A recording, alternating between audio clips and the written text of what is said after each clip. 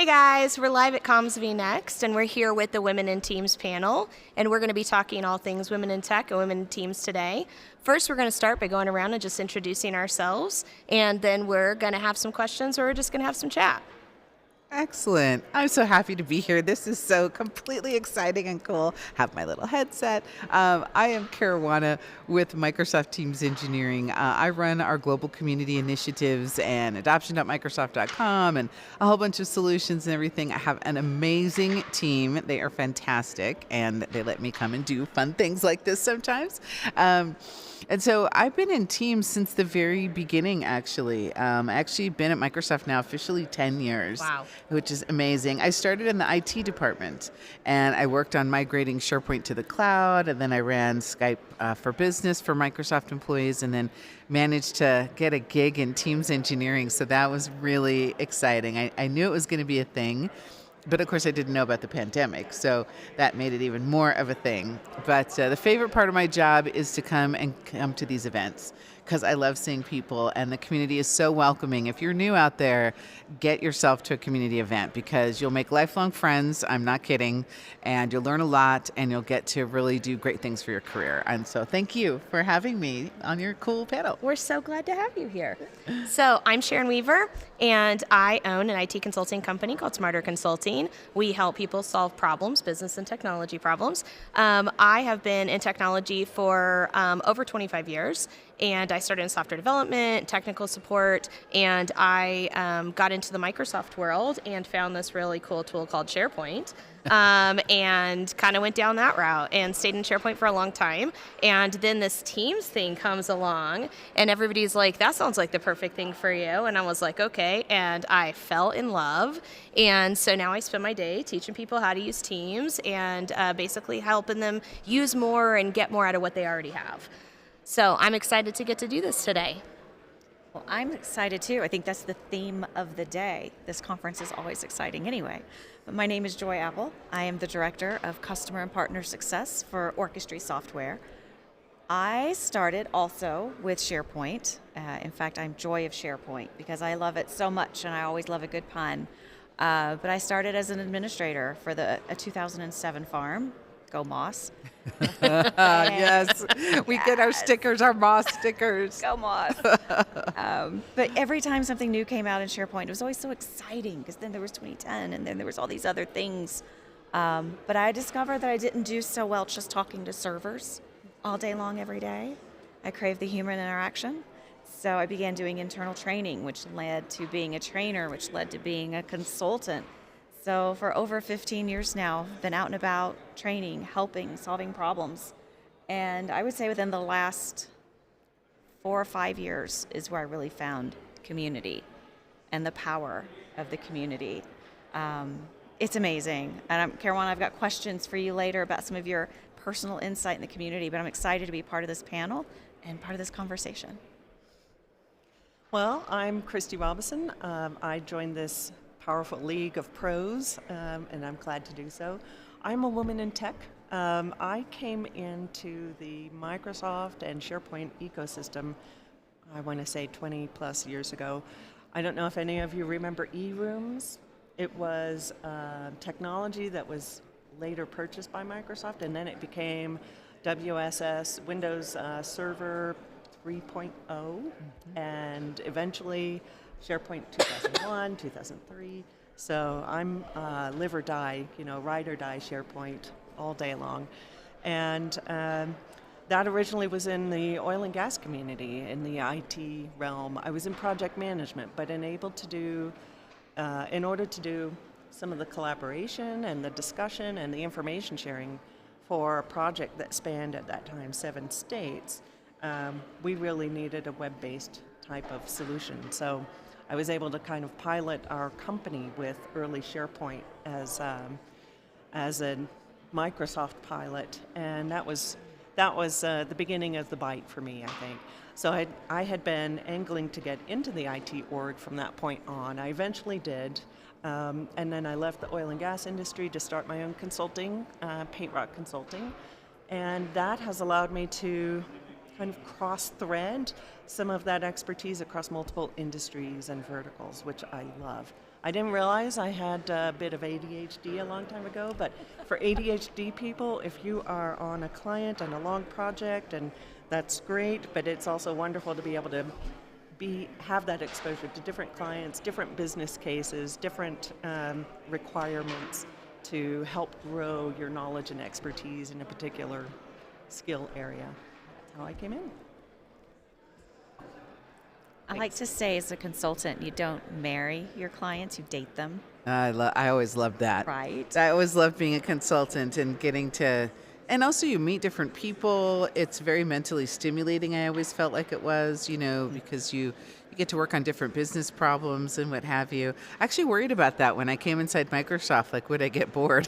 Are you bored? Are you bored? No, I'm not bored. I'm not at all bored. No. That's a non-issue. Different airport every other day. Yeah, right? seriously. Well, now again, right? Yeah, exactly. Well, I believe, Joy, we have some questions for us to kind of keep us focused. Now, that doesn't mean we can't go down some little fun, maybe unbeaten paths if we want to talk about some things, but you want to get us kicked off with maybe our first question? Let's get it kicked off. And I'm debating which one's going to be first. But I Oh. think let's start with, what do you think is the biggest challenge in general for women in technology? We are here representing women in teams, which is a piece of women in technology. So what do we feel are the biggest challenges currently for women in tech? And anyone can go first, or we can go in order, whichever we prefer. Let's start with Caruana. Oh, okay. No pressure. No pressure at all. Oh, I have many thoughts about this, so that's totally fine. I think there are three main challenges that we still face. The first is a lack of confidence. It's not what you know, it's how willing you are to stay curious and how willing you are to keep learning. I think sometimes we think we're supposed to have fixed knowledge when what you really need is the fluid ability to synthesize information into something meaningful for the people you're trying to serve. And whether that's a customer, your family, your nonprofit, your school, because that's where you're volunteering. But I really feel like there's so many brilliant women that I meet every day that think, oh, no, I couldn't do that. Yeah, you can. Yeah, you can. I believe in every woman I meet in this business, and I feel like it's all about confidence. And then once you have some confidence, then you have to go and you have to sell it a little bit. You have to sell yourself, and I think that's a big challenge for some of us. Like, we feel like we're not being humble or something. I don't know. For me, humility doesn't pay the bills. I am humble. I am grateful. But I'm also clear about what I deliver and the value that I deliver. And that's not being arrogant. That's just having some clarity, right? And I do think it's a fine line, right? Because I don't like people who are full of themselves. I totally get what people are talking about there. But you have to be your own best advocate. You have to represent yourself. You have to represent your interests. And for me, when I won't do it for myself, I do it for my family.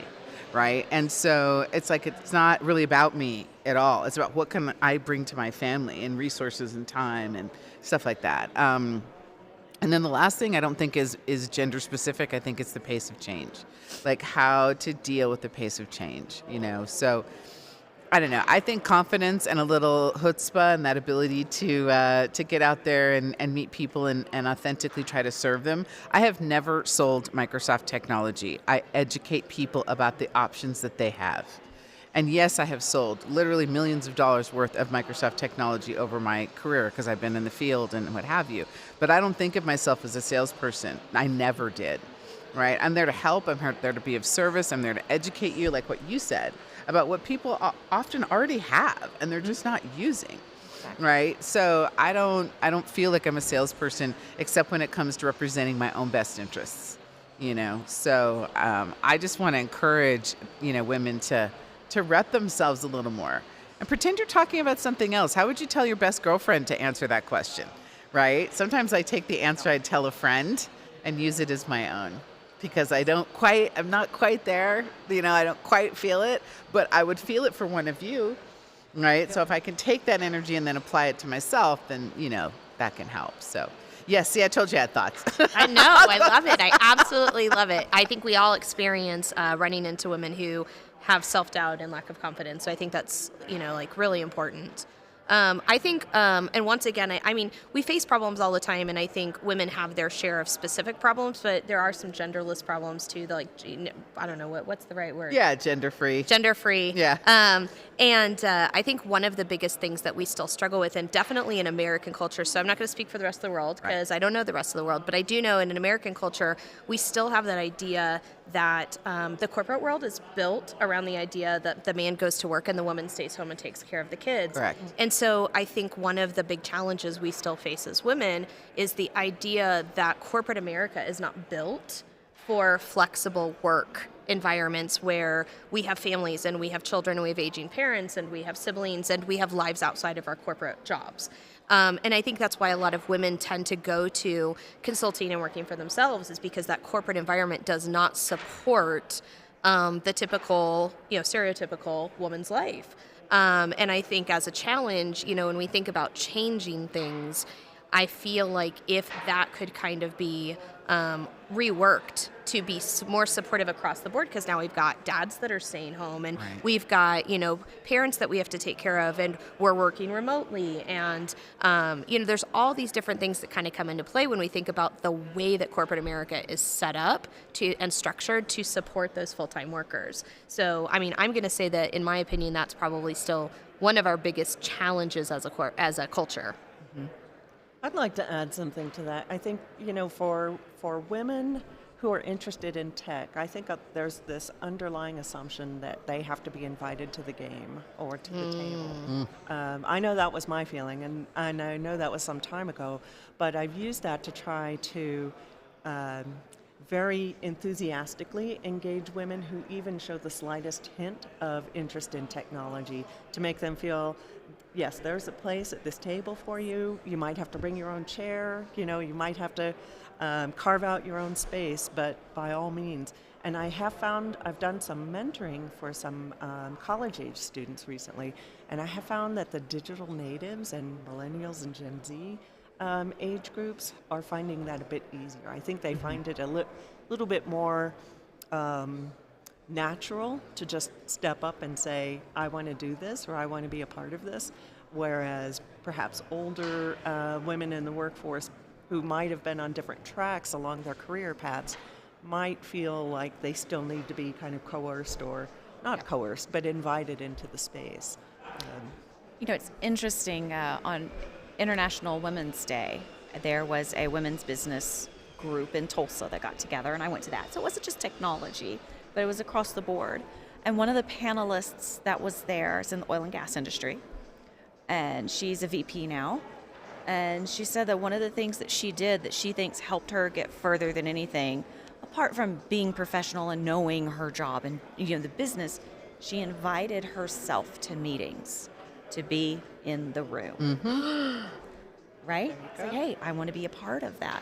And Caruana, to your point, when I first read that question, my thought in my head, the biggest challenge for me is myself. That's a great point. A lot of times. We talk a lot in the community, and again, this is going to be a gender-free thing, about imposter syndrome. Man, I know I've done the work, right? I can look back over 16 years now just in IT and more professionally before I made the move to tech, and I can see the hours that were put in, but there's still those days and those moments where I'm like, no, I can't submit for that. Yes, I can. I would tell you to. I would tell you to. I would tell you to. Yep. So that confidence piece is missing. I think another challenge, and Sharon, this plays off of what you mentioned,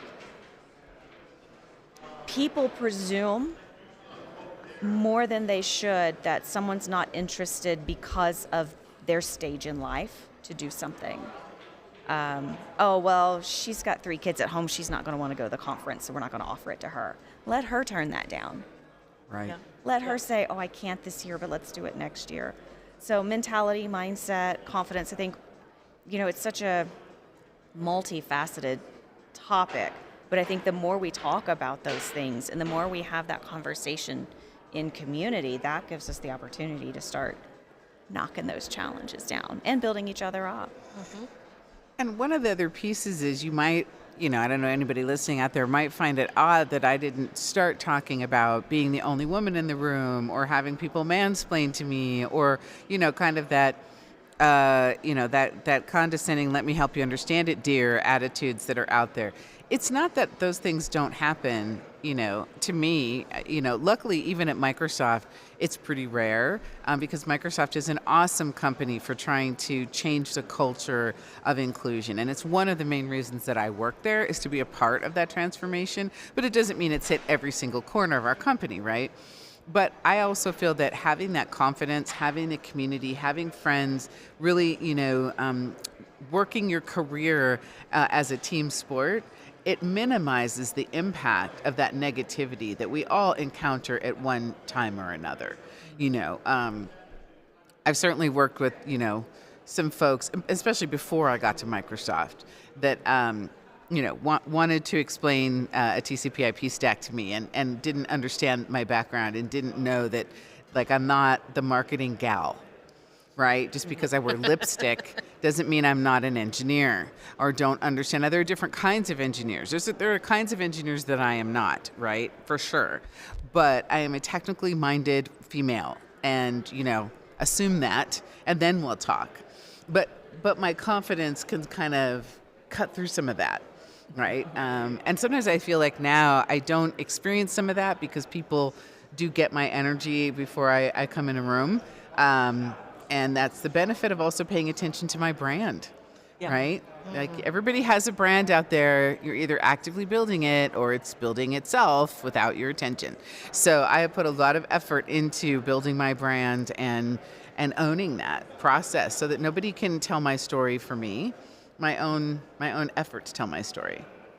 I think that lends well, too, to all the work that you've done in community and bolstering and enhancing the existing community around the Microsoft entities. I think the Teams community is probably one of the biggest and most robust communities that has, taken a very short time to wrap up to this, or to the ramp up to the skill and that camaraderie that the SharePoint communities took, a decade or so to build. And that's been really great, I think, also because it reduces that feeling of intrinsic competition to, be a speaker or to be involved or to participate or volunteer.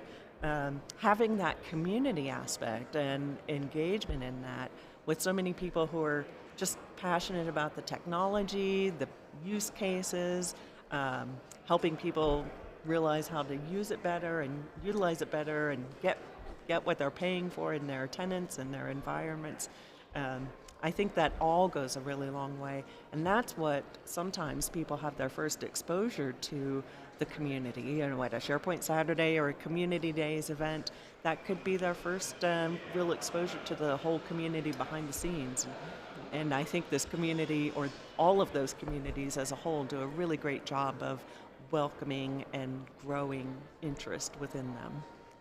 Yeah, I think that's super important. Yeah, it's super important to just be welcoming and I'm just as happy when somebody else gets a keynote as if I do, or if somebody else gets a session. And I think new people in this space need to know that your experience is unique and valuable. It doesn't matter if somebody else is speaking on a similar part of the product. You're always going to have your own unique way of sharing it. And the community needs that. It needs that diversity. And it's open to that, right? And so it's just a great place to... I'm a big fan, of course. I used to be so afraid of saying things, especially if I had just seen somebody else talk about something similar. And I remember a long time ago, somebody said to me, say it anyways, because you're going to be unique. You're going to have your own followers. You're going to have your own take on it. And I was so nervous because I was like, yeah, but I don't want to be copying these people. And now it's really funny because I mentor other people and I say the same thing. And looking at it from a different perspective is that you don't realize that because in our community, we see it all day long. We're tight in it.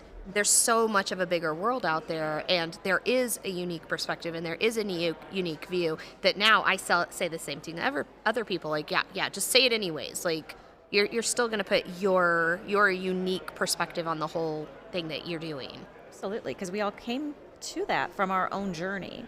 And that journey's different for everyone's with different wins, losses, challenges. So that colors it differently for everybody. Well, speaking about community and all that, we just talked about challenges and all that. What do we think have been the biggest successes and wins lately for women in technology teams? And maybe we'll take that and to talk about success and wins for the community as well. There's so many. There's so many great things that are going on right now, guys. Just so many great things. Give me 3. 3. No pressure. I mean, Well, one, I can fill that space real quick. Do it. One of them is when I come to conferences, small or large, I do a quick scan, whatever room that I'm in, to see, just out of curiosity, how many women are there and how many men. And I want to say in Ignite in 2017, I was often one of maybe 3 women in a room. And, you know, when you get a lot of people, 15,000 people or so at that conference, when you get a lot of people in the lunch areas and so some of the different big congregation areas, it's even more obvious. do you remember the SharePoint conference where they closed the women's bathrooms on the primary level? Yep. Because there was so many men. We had to go upstairs to go to the bathroom. That's right. I remember that. I do remember that. Oh my Yeah. gosh. I remember there being no lines at the women's Yes, bathrooms, and now yes. at least there's a little line. To your And that's point. changing too. I mean, even here at Comms vNext, you know, there is a fantastic growing ratio of women to men that are speaking not just on what might be considered some previous women's issues, but also the deep technical issues, the operations, the unified communications, the engineering stack to Cron's point. There's a great and growing diversity, I think, of men and women in the tech space, in the conference space. And that's great to see because you would hope that also reflects the working environments at these companies. So are you seeing more women in the room now? Yes. Yep. That's so great. Yeah. All the way around. I would say, I don't know, it's not an exact, science, but I would say in my impression, it's probably a 50% increase. Just And your very official data collection 5 technique. years. Yeah, right. My husband exactly. calls that the 2-eye theory. I put 2 eyes on it. That's right. No, that works. Because also, the 2-eye theory, that's your lived experience. Yeah. Satya talks about that. It's like, it's one thing to have, an aspirational state for a product or program or community. But what is the lived experience of the people using that product or are part of that community? Do they feel welcomed? Do they see people that look like them? Do they, I spoke last weekend at the North Carolina State University STEM Olympiad, right? And so these are school-age kids from about 13 to, actually younger, 10 to 17, and it's competition. And you go to state there, and then you go on to the championship if you win, the national championship. And, it was so great to see those kids, but so many of the young girls came up and were like, it's so awesome to see a woman in technology, because they are surrounded by men. But there were a lot of young girls there, Excellent. a lot of young girls for the STEM competition. And they gave me so much energy. I was supposed to be their inspirational speaker, and I did my level best to do that. But they gave me so much inspiration. Seeing the diversity in that audience, seeing the young girls, knowing that and hoping at least that they won't have to go through some of the things that all of us have gone through to get to these chairs, right? And I actually, for me, that's one of the big pluses that's happened, is that there are more women like us who are reaching back and presenting and sharing our journeys so that we can inspire those young girls so that they don't have to feel like, I talked a lot about being bullied in high school. And for as tech famous as I am now and people want selfies, like nobody talked to me in high school. And when they talked to me, they were mean. Wow. And I was not popular. I was not cute. I had bad clothes. My hair was a mess. And I just was not, I was just a girl in her books, And so that can be your experience, but then you can grow up and join this community, and it's awesome, right? It makes such a difference. So I really, to me, that's a huge win. We get to now show them that yes, you can, live past those experiences and come here and do cool stuff. I think there's a lot to be said for and gratefulness for people that go before. Nobody wants to be the first one to do something. Right. It's very intimidating. And we don't have to be the first ones, but like you said, there's still work to be done. Yep. I talked with, and now I feel so bad because I can't remember her name, but a fellow MVP at MVP Summit last week. And she said her first MVP Summit 9 years ago. Right? I saw that face. You're like, oh my. She looked around the room, and she was the only female, row after row after row after row after row. And in her sessions, she's dev-oriented. Only one in the room. And she says, but now I look around and I see way more. Right? That's progress, and that's something to be excited about, that there's more representation, more. And I know we have to be careful. We say the word inclusion, and we have to make sure by saying these people are included that we're not explicitly kicking anybody out, right? Everybody is welcome. The more voices at the table, the better for everyone. But to see that representation get better and to be thankful for those people that came before, it just sets the stage up for more successes for everyone. And that's something that I'm excited about. I hate to use an overused term, but I think that normalizes, Yes. for a lot of people who are interested in a subject, normalizing seeing diversity of faces and ages and experience and genders. That makes it much more inclusive and welcoming, I think, for everybody. Agree. And to remember that, I think you said it very well, in that we're so close to this community. We see these gains, we see what's happening, but that's not the day-to-day experience of a lot of people. And, one of the little girls at this event, she was like, I've never seen another Black woman in tech before. Wow. She'd literally never seen someone like me. That's amazing. It was totally amazing. And so just to remember that you may not think that what you're doing matters, but representation matters, inclusion matters. And no, we're not excluding anyone, but we are just making the table bigger and inviting more people to the party. I like to think of these things as parties, right? And Absolutely. so, because it's fun, and it makes up for people not coming to my birthday party when I was a kid, which is a true story. True story, by the way. No one came. One girl came.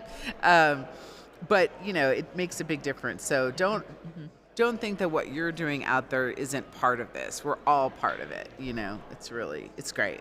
I love it. So how about this? Let's turn the tables to talk about ourselves, which We can talk about ourselves. for some women, that's a challenge, right? It's like, This group, I think, can handle that challenge. I think we'll we can be do it. okay. We can do it. I'm going to start on this side. Good, yeah. I'm going to start on this side Hot and go seat. around. On the hot seat now. Scoot that mic in closer. Yeah. Okay, thank you. There you go. I'm in that. Yeah. So just thinking over the last year or so, what has been one of your own personal successes? Ooh. Celebrate you. That's an excellent question. So I have my own company and it's been around since late 2012 unofficially, and officially since April 2013. But last year, right after the Microsoft 365 conference, I joined a company as an employee. And then, as a lot of organizations, someone's tap dancing. As a lot of organizations have had waves of tech layoffs, I was swept up in tech layoffs, and so I've returned full-time to my organization. But what that meant was I needed to take some time and reflect on, do a brain dump, right? Because when you're in the midst of it, you're probably not very good at keeping up your accomplishments list or your resume or those achievements and things. So that was a good forcing moment to do that and do a brain dump of that. And I was really pleasantly surprised at how much I've been able to do, with this other company for 11 months. So areas where I would not have necessarily expanded into on my own, like data analytics, analytics-driven, data-driven decision-making, Web3, NFTs, blockchain. Those are areas I would not necessarily have subjectively, personally chosen to take a path down. But I'm really glad that I did, and it's given me some appreciation for new areas of interest that I wouldn't have otherwise known. So I count that all as a success. That's huge. Huge. What about non-tech success? What about after hours, Christy? Well, this is my first in-person conference event for this year. Nice. So Very good. it's a Very good. success. That's a good one. That's a good one. I'll take that one. I It's love it. still kind of tech related, but I get such a personal boost. I get such that. a human, it's friendships that you make around from the community, but it's also clients and customers.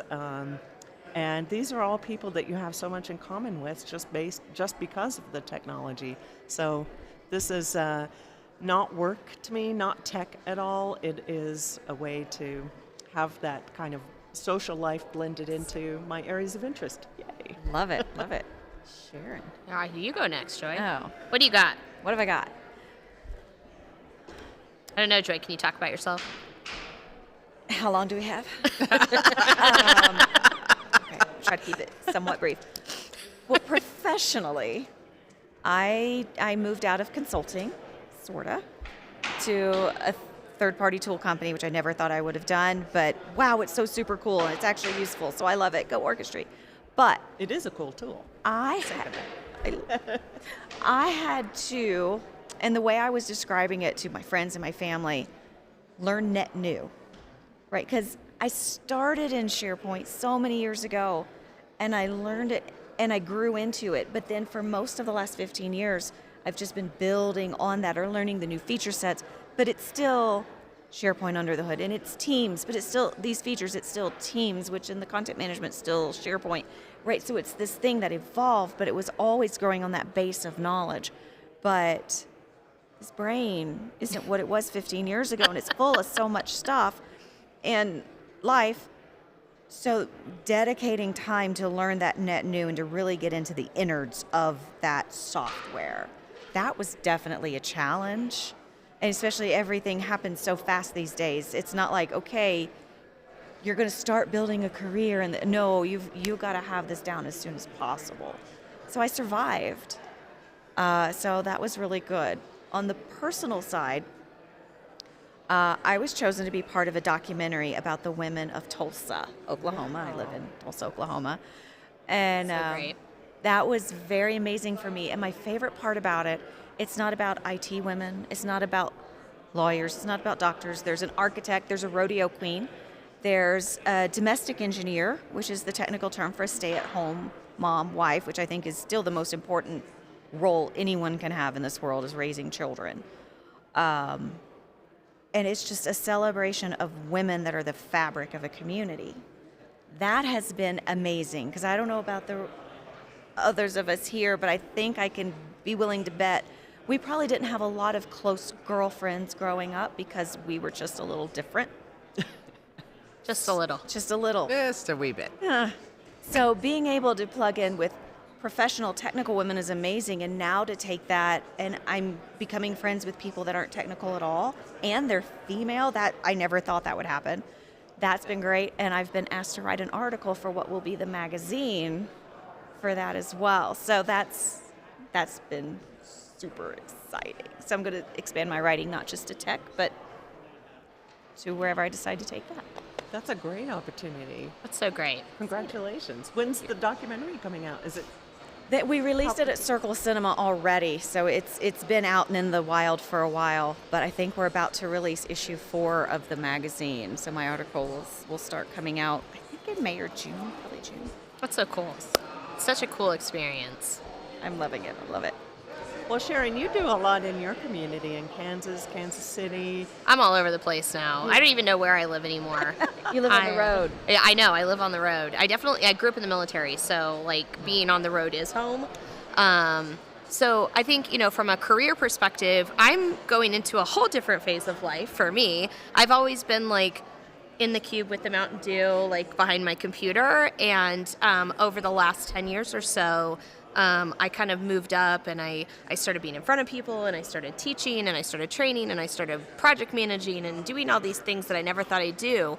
And over the last few years, so I started my own consulting business, and I started it so that I could have freedom and flexibility, and I also started it so I would stop hitting my head on the ceiling. Yeah. If you know what I mean. Yes. And that's worked out well for me. And after a few years, I had more work than I knew what to do with. And so I started to bring in other people who with what I like to call aptitude and attitude. And so if they have the attitude and the aptitude, to your point, Christy, then I have offered those people an opportunity to transition out of a non-tech role into a technical role, because many of them have more than capable, but maybe never got the opportunity to do that. And so I built my business on this. And so I have moved into a position where I have been learning more about running a business, selling, leading, doing strategic things in a way that I've never had to do before. I've always just been the person to solve the problems and do the tech. And so now I'm, kind of growing up a little bit, I guess. And now, don't you worry. I'm going to stay in the tech space because that's what I love to do. But I really have learned a lot, and I definitely am going to celebrate the win that I've had a successful consulting business now for almost 6 years this summer. We're up to 6 full-time employees, which I think is a big deal. That is a big deal. And so we're doing great. On the personal side of things, last year, my husband and I celebrated our 30th anniversary. Oh, wow. And our kids grew up. And so for the first time in my life, I took more than a 1-week vacation. Never, Was it a conference? No. Well, I did stop by a couple conferences, Okay. but we went to Europe for a month. So we sold our house last year in Kansas City. We went to Europe for a month. I spoke at Scottish Summit and Comsverse last year. But we took a month and we went to Europe and we saw the sights in Scotland and London and Paris, and we just enjoyed ourselves and it was great. And then we achieved our dreams and we got a house in Orlando. Oh, is that And where so I did a long-term lease in Orlando. Wow. In a resort, just to kind of try it out and be like, what would it be like to live in a resort? And so this last year has been super fun because we've gotten to do things that we just never thought we'd get to do. So I still am on the road. I still spend a significant amount of time in Kansas City. I still spend a time running around to conferences. I am definitely love being part of this community. It's very close to my heart. It's a big deal to me. But yeah, definitely a lot of wins over the last year or two, for sure. Well, and you've had a location change recently too, correct? I did. Well, first off, can you SWOT analysis? This is your next thing that you have to learn how to do. The basics. I have a book on my shelf. I don't have an MBA, but note to self, buy the book that they use for the courses for an MBA and just read them. Yes. That's what I did when I ran my own company, and you can self-teach that stuff, right? Mm-hmm. And there's places on LinkedIn and everything. It's really pretty amazing. You can learn that like you learn this. Nice. That's CEO toolkit in a box. Yeah, Yes. exactly. Basically. This last year, look, I'm going to count surviving COVID as a win, frankly, because, Yes. for us in teams, I've never been through anything like that in my entire career. What happened to teams at the beginning of the pandemic and the lingering effects of that, right? My entire team's emergency operations solution that my team has built is because I was running the team's COVID response team, which I shouldn't have had that job. I ended up with that job because I'm great with really big meetings and I'm disaster trained. And so there was multiple teams across Microsoft, and then they rolled up to the big one and comms and all that stuff. So it's very complicated, but I just learned so much from that I'm still unpacking it, I think, about what's important, about where I want to spend my time. We sold our house in Seattle, I had a second vacation property. So summers are up in Seattle, and then I go up for build and meetings and all this kind of stuff because I have a place up there. Yeah. But now we live in Arizona the rest of the time. And I thought that I would miss everything. Turns out waking up in the sunshine every day and your husband being really happy because he has a pool it really changes everything. But it was about letting go because I really had to confront my grief that I felt like I worked my whole career to work inside something like Teams engineering. Really, at the beginning before the pandemic, it was like working inside of a sun. the energy there was so intense, and we knew we were building something that was going to change everything. We didn't know the pandemic was coming, but we knew we were on a mission, and there was this feeling of all those people in those offices. And when that was over, I was heartbroken. Right? I was heartbroken. And then that feeling is distributed around the world, but it's not the same as being in the office with all those people. So people go back to the office, but there's, 15 or 20 or 100 of you instead of, 2,000 of you. And so I was really pretty grief-struck about that. I felt like something had been taken from me. And so, for me, I counted it as a success that I'm like, okay, you can't go back. You have to go forward. Like, I'm the change management chick at Microsoft, right? Like, again, I kind of had to walk my talk. Like, okay, stop focusing on the past. What does the future look like? Like, let's architect the future like you tell everybody else to do. Let all that stuff go and make something new. And so we're still doing that. This is only our first season up there in Arizona, but letting go and being able to let the universe show me something new, being teachable is my success. Letting go, being teachable, being honest that it was upsetting me, because I tend to not do that. Mm-hmm. I'm very good at compartmentalizing my emotions and putting them over in a corner for later, right. Which does not work, just for everybody out there. It doesn't work. And so I really have to, do what I tell other people to do. Right, really embrace all of that. So that was a huge success. And I built a gym in my new house so that I could invest in my own physical well-being. Because I have a tendency also, I was very sick as a kid, and so I tend to not think about my physical body as much as I should, because it just was wired in me to not think about that from being so sick. And so now, I'm doing yoga in my gym. I have the mirror thing that I can take, and just giving that time back to myself. In that exercise way has been really important for my mental health. So those are my wins for sure. Those are great. We'll see if I can keep it up. But I like the activity rings on my watch because I can see, hey, do I actually get it? Do I stand? Do I do my steps? What do I do besides sit in front of the computer and do work? And I agree with the happiness in the sunshine. And I also have a happy husband who wakes up in the sunshine, who's been sending me photos of him in the pool today. Yeah, right. Thank you, Jonathan. Exactly, yes. She loves the motivation. My husband's decided he doesn't like pants or real shoes. He likes flip-flops and shorts. Yes. I'm like, dude. Yes. There's a small chance of snow tonight here in Denver. Hush. I am hitting the plane at 4 o'clock. I am out. Oh, I'll be gone. Yeah. Don't you tempt the weather. Nope, don't say it. Don't say it. So speaking of all the great things that teams accomplished before, during, since the pandemic and all that, so I have a story I tell, and it's usually when I'm giving a speech to somebody about notification management. So in Tulsa, we didn't shut down quite as hard as the rest of the world, because there's not a lot of us in Oklahoma. So my husband and I went to one of our favorite Mexican restaurant happy hours on Thursdays because they do prime rib and he is carnivore. So we're at the bar and everything was socially distanced. This was probably August, September of 2020. And I hear the teams ring, right? And I'm like, oh crap, what's happening? Get my phone out. It's not me. Oh, who else has Teams? I'm looking around. Nobody's going for their phone. It was the Microsoft Teams commercial. Yes. On TV. Yes. And I realized in that moment I was Pavlov's dog. Yeah. I had been trained to it. Thank you for the remix ringtone, though. Oh, yes. It's a party. Every time I have a call, it's a party. Yeah. If you have not changed your Teams ringtone to the remix, do it.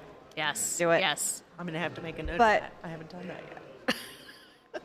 I know, yeah. Feedback. We need that in the new teams. But that's not what we're here to talk about. Yeah. She's like, Okay. I know. I've already know. heard that. Yeah. So exciting things in Teams, but I also think exciting things for the women in Teams community. Wait, what? So I'm going to preface this because last year we did a luncheon and I handed a gentleman an invitation to the Women in Teams luncheon. He's like, well, I'm not a woman. And he chucked it back at me. And I was like, no, it's for everyone, right? Women in Teams is open to all humans That's correct. in the IT We are community. celebrating women, not Right. limiting to women. Allyship. Correct. Allyship is a thing. It is a thing, and it is an amazing, beautiful thing. And anyone can be an ally for anyone, by the way. Nod, nod, wink, wink. But Caruana, what are you most excited about in the Women in Teams community? Like the whole big community. Wow, us. a lot. Tell us. I'm excited to just first off continue to celebrate the fact, and I don't know if everybody realizes this, but most of the amazing Women of Teams organizers do it of their own free will. It is free volunteer work that people do all around the world, and I am so grateful. And I was one of those people before it became my job. I did it for free. My husband, a funny story, he used to be like, "Why are you doing all this free work? What are you doing on Saturdays? Why are you doing all this free stuff?" I'm like, "Dude, just trust me. It's going to work out." And of course it did. But I think that also, even if I hadn't ended up with a job at Microsoft, I would still be doing free work today because I love what it brings me.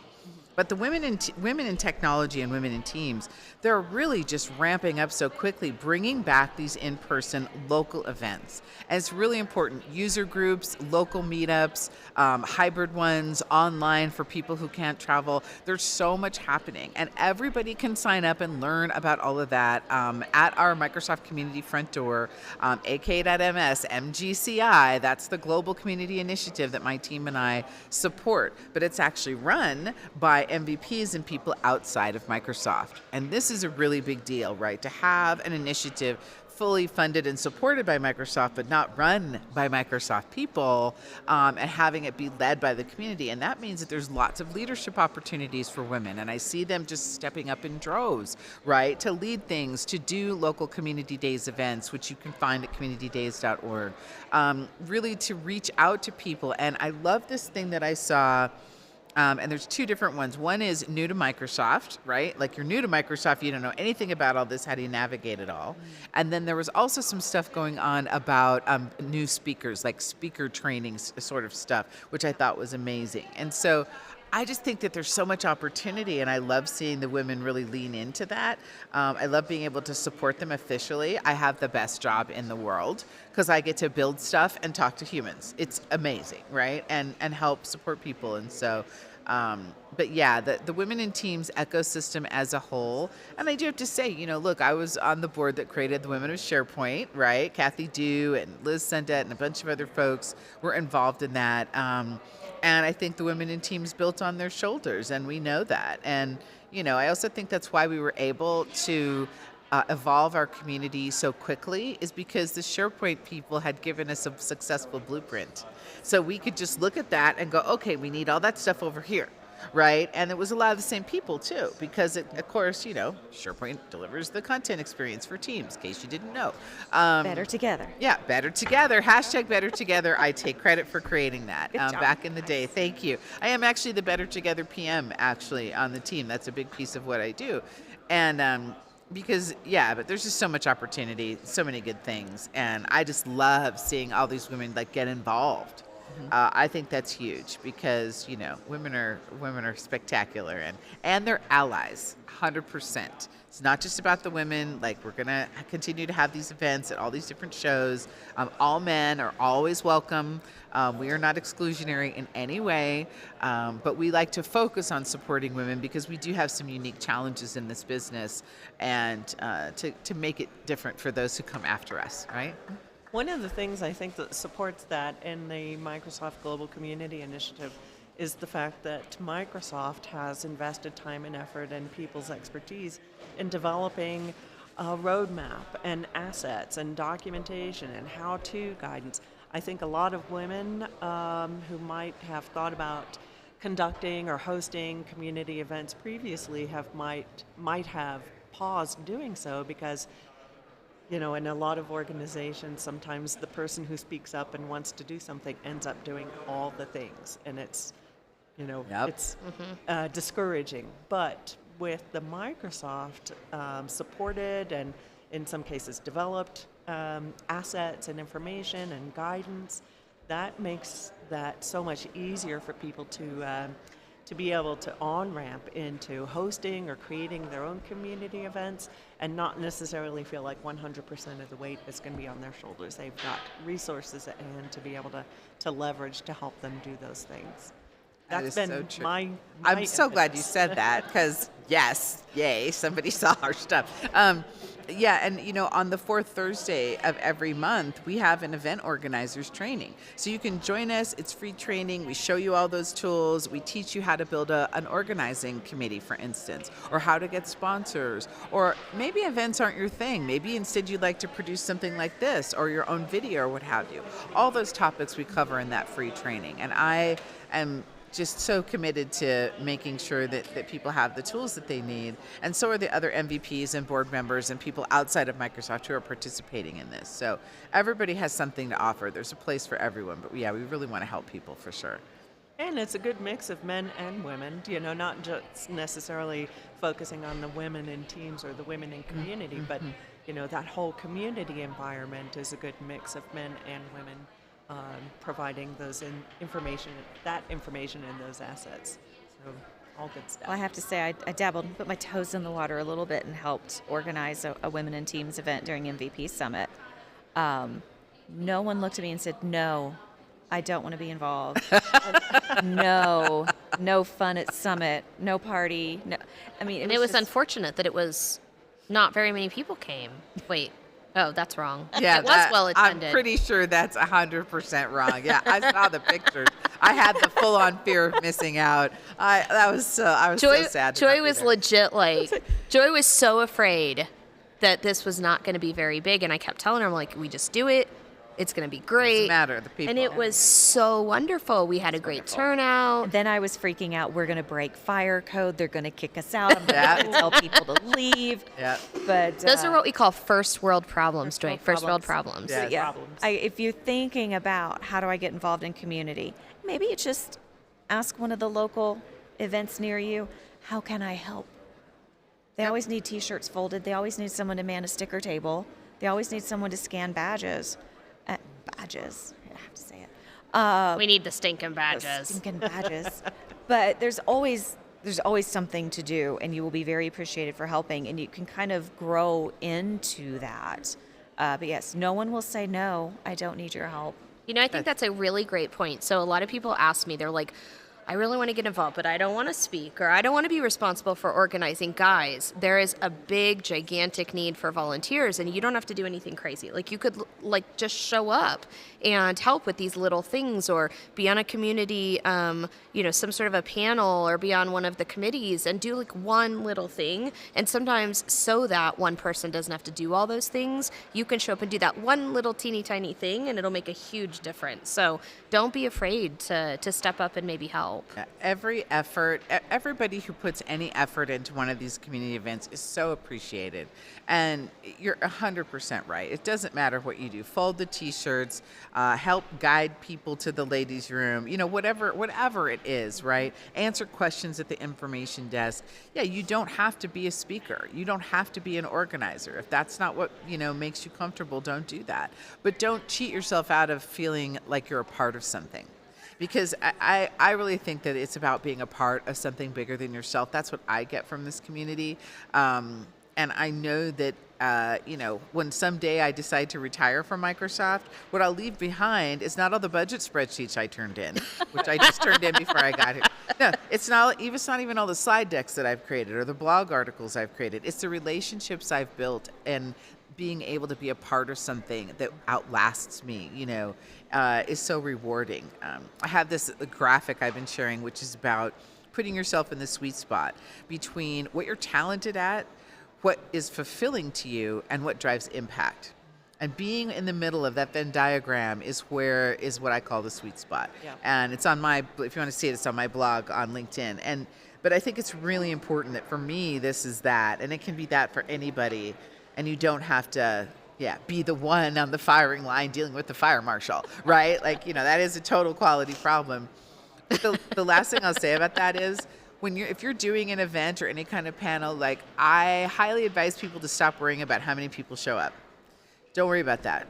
Just give the people who were there a great experience. I have presented to 4 people.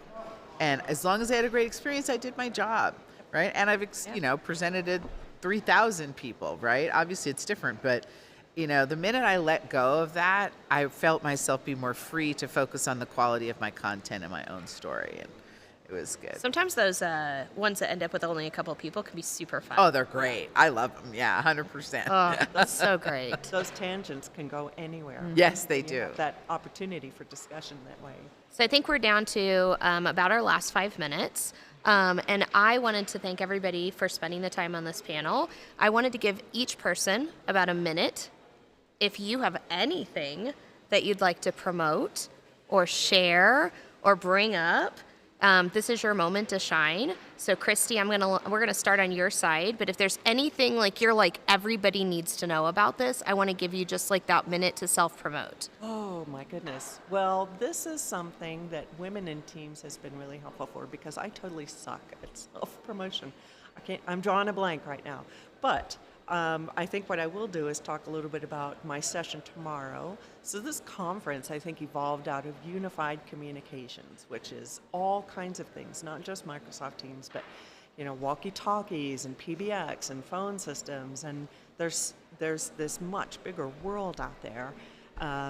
But I'm really pleased that I'll be able to speak tomorrow about Microsoft Teams and governance and compliance situations around Teams, which is one of those things, compliance and governance, it's something that I've become an expert in. It's one of those things that if somebody has some experience in it, then you become kind of typecast as the governance person or the expert. True. And that's kind of great, for if that's part of your brand, then that's great to be able to be reached out to as an extra voice of governance for different platforms. So that's been really rewarding, and I think that all came about from the SBS Denver, where I met you, Sharon, in 2018. That was my first community speaking event related to Microsoft governance, particularly, and look where I am now. We'll go see Christy's session. All right, Joy, what you got? Well, tomorrow I will also be speaking on requirements from beginning to Teams. So you got to know what the business needs to be able to have successful adoption and rollout in Teams.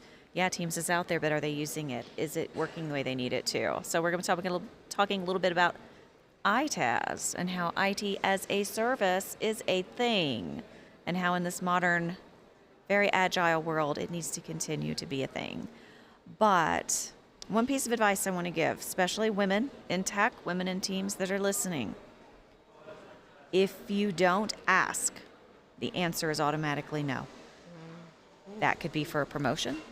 That could be for a negotiation. That could be for speaking. If you don't submit, you're not going to get accepted, right? If you don't, and it's scary to ask. That's the advice I have to tell myself all the time. My husband reminds me of that actually pretty frequently, which can be annoying, but I also appreciate it so much. I don't want to ask. Then it's a no. I hate that word. So ask. Be Good bold. one. Good one. I'm doing the Women in Teams panel this afternoon.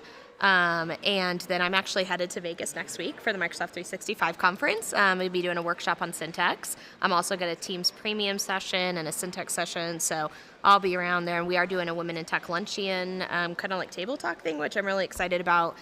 So if anybody's at the conference in Vegas next week, make sure to come find me and we'll chat about some things. I am going to do a little blatant self-promotion for just a second. Joy and I actually, another community event, as in the SharePoint Saturdays, right? We actually run an event called CollabCon, and this year we're doing CollabCon in Orlando, and it's on September 15th. And so if you're interested in joining us, we just rolled out everything. Just go to collabconforall.com, and you can sign up. And it's also on Community Days. Of course it is, because Community Days is the thing. The thing. That's awesome. Well, the first thing that I want to do is thank everybody out there for listening to us, and thank you for organizing this. It's so wonderful to be included in these things. I really appreciate it. I'm going to ask you, if one thing I would say is go and visit adoption.microsoft.com. there are so many resources we have out there for Teams, for Power Platform, for Dynamics, for Viva, in terms of adoption, governance, and training guidance. And you can take it all and use it in your own organization. Then you can check out the communities like our champion communities where there's lots of more good stuff. But just browse through the navigation of adoption.microsoft.com, sign up for stuff, sign up for our Global Community Initiative, and then you'll be in the know about all these awesome events, about new content as it becomes available. And, we're just there to make sure that you have what you need to get the most out of Microsoft services. And then if you see me at an event, say hi. I am friendly. I will always stop and talk to people. Love to take selfies. It's awesome. Connect with me on LinkedIn. And, you're the architect of your own journey. If there's something in your space that's not fulfilling you, if it's not moving you towards your sweet spot, change it. You can change it. We can take this opportunity and so many of the changes that have happened both in our society but also in technology right now to craft a reality that is really fulfilling to us. So don't wait for someone else to do it for you. Do it for yourself. And if you need help, reach out to us because we're here to help you 100%. Awesome. That is my message for today. I think that about wraps us up. Eric, are we on time? Yeah? Excellent. Well, thanks for you. joining us, guys. Bye. Bye. Bye, Bye. everyone.